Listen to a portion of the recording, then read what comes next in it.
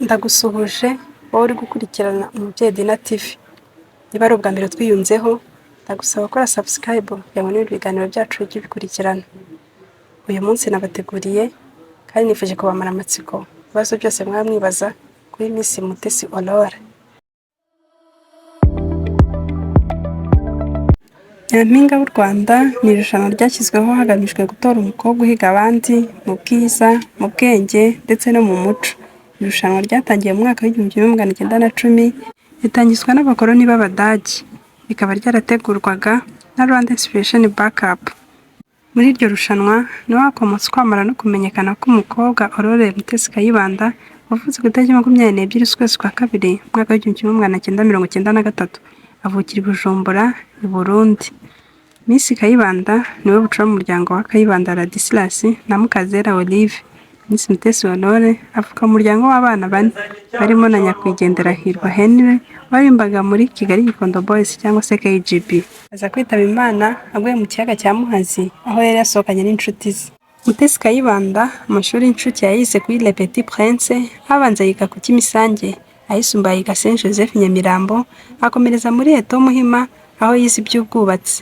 Kaminuza yiga muri Kiste aho yize Civil Engineering, gusa yagiye muri Amerika atarangije. Uyu mukobwa mwiza w'imisatsi y'imikara yegukanye ikamba rya Miss Rwanda mu mwaka w'2012 ubwo yiyamamazaga ahagarariye intara y'Amajyepfo, ahigika abakobwa 14 bahatanaga. Iri kamba yaryambitswe n'uwari Minisitiri w'Umuco Mitali Protais. Si ibyo gusa ko kubona ikamba rya Miss Rwanda byamufunguriye imiryango, ko mu mwaka wa 2013 yambitswe ikamba rya Miss Fespam ryatangiwe mu mujyi wa Brazzaville iserukiramuco nyafurika rya muzika ariryo Festival Panafricaine de la Musique. Muri uwo mwaka yanahagarariye u Rwanda muri Miss Supernation muri 2013. Irushanwa ryabereye muri Belarus. Ni muri 2014 yitabiriye Miss World, aba umunyarwanda wa mbere witabiriye iri rushanwa. Tukubwiye amateka ya Miss Aurore tukibagirwa amateka y'urukundo, hari paji ingenzi twaba tuguhishe. Miss Aurore yakundanye na Egide Mbabazi, barakundanye karahava, bahoraga barwerekana. Aho kuri Instagram Egide akurikiranaga Aurore gusa na Aurore akabigenza atyo.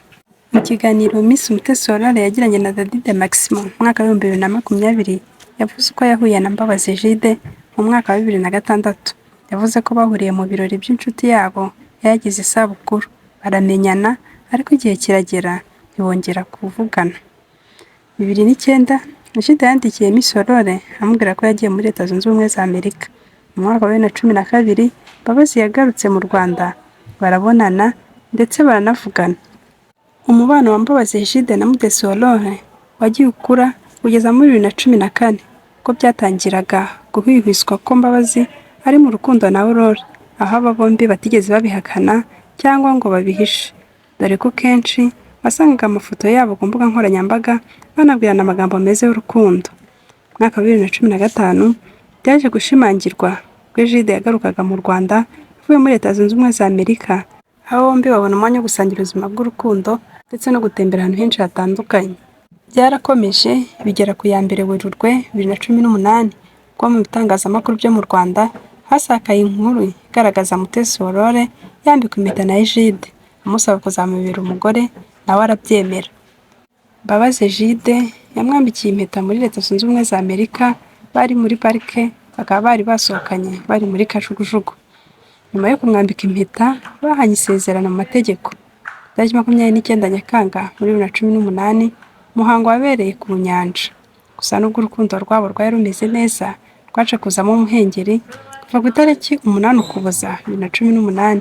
Kunzi ba couple ya Egide na Mbabazi batangiye kubunza imitima. Ntandaro ya byose yaturutse ku rugendo Egide yari yagiriye Jamaica, bakagirana ibihe byiza n'undi mukobwa, maze Aurore arabimenya. Hanyuma ku itariki 21 Gashyantare Miss Aurore yagiranye ikiganiro na Ally Soudy, nawe yatangarije ko urukundo rwabo rwashyizweho iherezo. Yaragize ati kuri guhari twaratandukanye. Hari nibyo twaratandukanye, urugendo rwacu rwageze ku iherezo.